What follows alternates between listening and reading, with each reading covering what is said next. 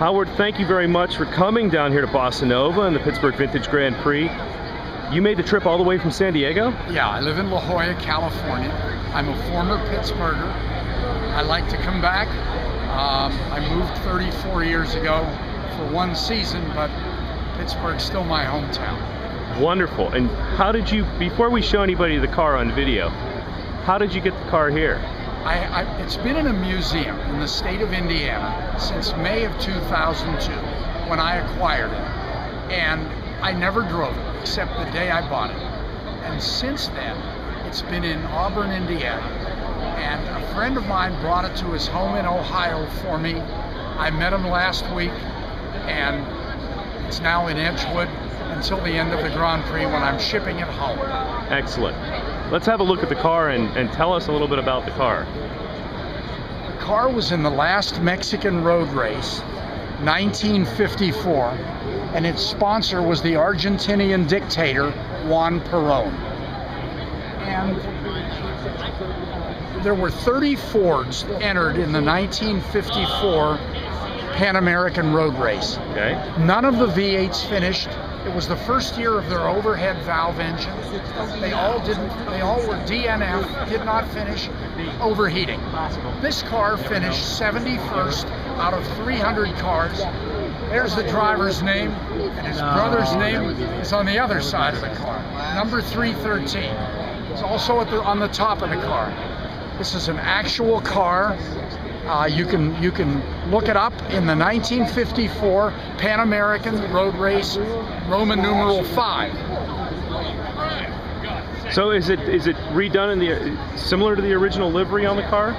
Well, yes, this is the car. I imagine it's probably been painted over. It has low actual miles on it. It was the middle of the line Ford. Ford had the Crest line, this car, the Custom line, and the main line. The difference between the main line and the Custom line, the main line had no trim, and a piece of rubber instead of chrome right there. Now this is the license plate that's coming on the car when I get home. It's an Ohio temporary plate permit, and I was fortunate to get the plate Perón on the car. That would have been an impossibility in the state of California. Now I like your license plate that's on here. This is one of my personalized plates. This is on my NSX in La Jolla.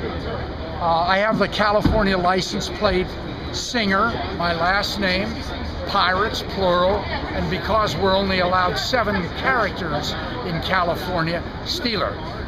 Nice. And so you can view the fuel tank through the trunk, and the fuel tank in the trunk, of course, is much larger than the fuel tank, the factory fuel tank, which can be accessed under the license plate. Now you can see that the period flag was before the sunshine on the Argentinian flag. So that was what the Argentinian flag looked like. And there's Perón's name, and there's the President of Mexico's name, Ruiz. Now who's the driver on this side you were saying? This is Americo Guazzini's brother, Marcello. Oh, excellent. Can we take a look under the hood? Certainly.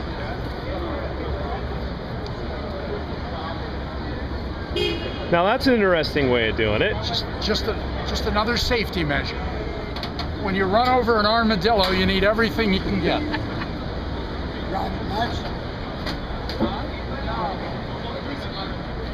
Now again, as I mentioned, none of the V8s finished, so this is one of the 15 straight six 223 cubic inch engines. This car was manufactured in San Jose, California for export. No heater, heater's been removed, and there's the engine. Still a 6-volt system, just like it was in 1954. It's wonderful, and everything looks original. Yep, it's a stock. There's the generator. Yeah. And there's the oil bath air cleaner with a spare fan belt around it. It's all ready for racing. Well, no wheel covers. Oh yeah, no wheel covers. No wheel covers. Howard, thank you so much for taking the time to come here to spend some time with us and to share what you brought with everyone. You're most welcome. It was my pleasure. Excellent. Thank you, Bernie. You too. Bye now.